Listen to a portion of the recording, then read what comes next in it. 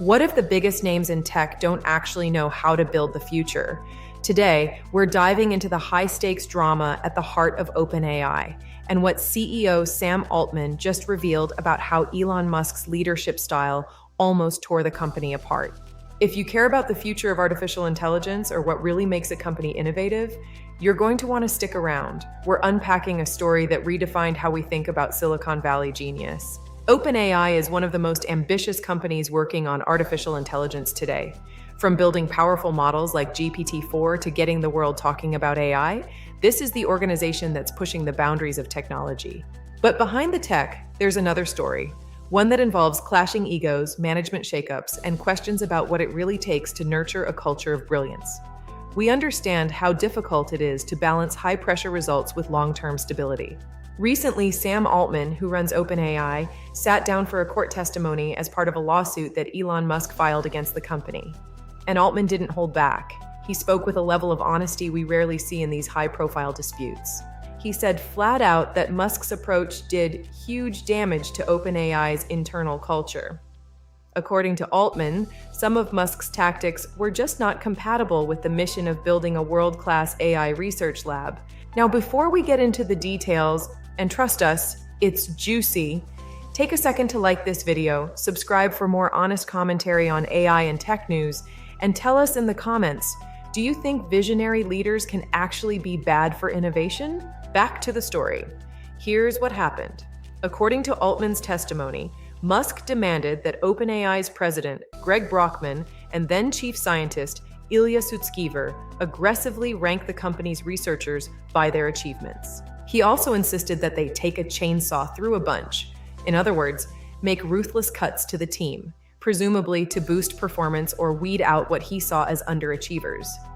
We've seen this playbook before, but never in a setting so reliant on collective genius. Now, if you followed Elon Musk at all, you know this lines up with his reputation. Over at Tesla, for example, Musk is famously hands-on and notoriously tough, with a style that rewards the few and punishes the many.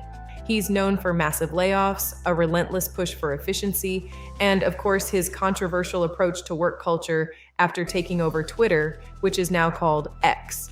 But is that model sustainable for a research-heavy industry? But according to Sam Altman, what works, or at least what Musk claims works, for building electric cars or rockets does not necessarily translate to cutting-edge AI research. And here's where Altman's honesty threw. He essentially said that Musk didn't really understand the lab's needs.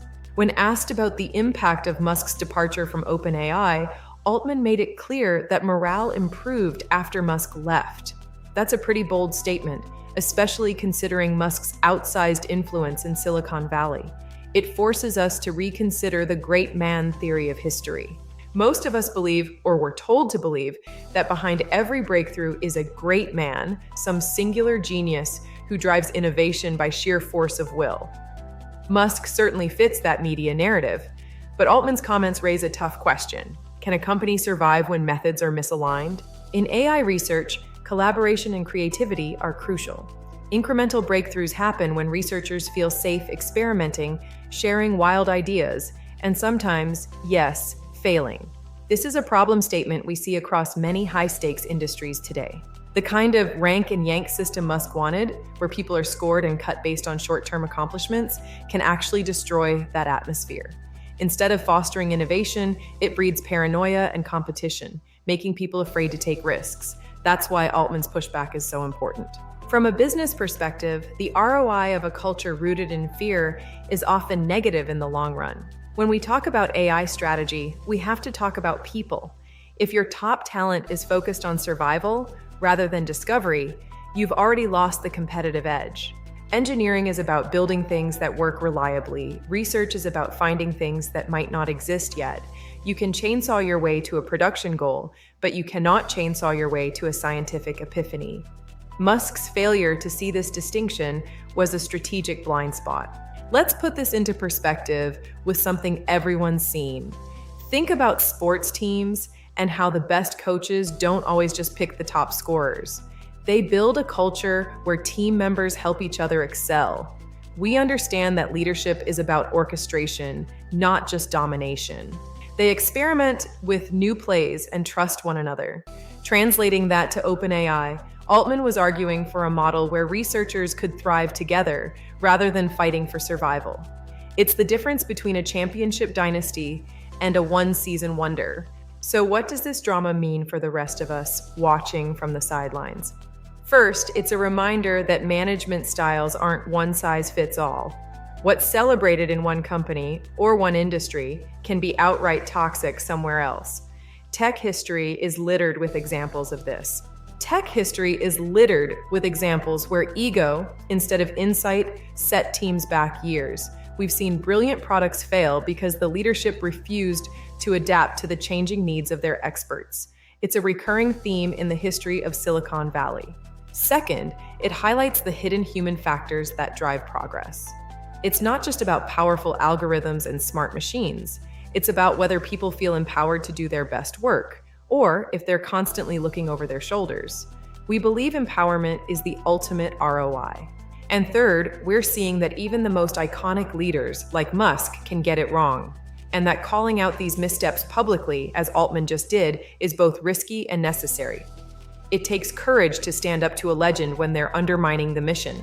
As AI increasingly touches every part of our lives, the story of OpenAI and its internal power struggles is a warning. The future won't be shaped by bigger egos or ever harsher demands, but by the environments where the best ideas can rise. It's about giving teams the room to think differently. We are witnessing a shift from the hero-founder era to an era of collective intelligence. In this new world, the role of a leader isn't to be the smartest person in the room, but to create a room where everyone can be their smartest. This is the change management challenge of our decade. Look at the case study comparison. On one hand, you have a model of extreme pressure and top-down decree. On the other, a model of psychological safety and shared exploration. One builds machines, the other builds intelligence. We know which one we'd put our capital behind. All right. If you found this breakdown helpful or thought-provoking, don't forget to smash that like button, hit subscribe, and let's keep this conversation going in the comments. Have you seen toxic management destroy innovation? Or do you believe companies need more discipline? Let us know below. And if you want to see where the OpenAI story goes next, or dive deeper into the controversies shaping the world of AI, watch the related video popping up on your screen right now. We appreciate you tuning in. If you want to talk more about what AI can do for your business, check the link below. See you in the next one.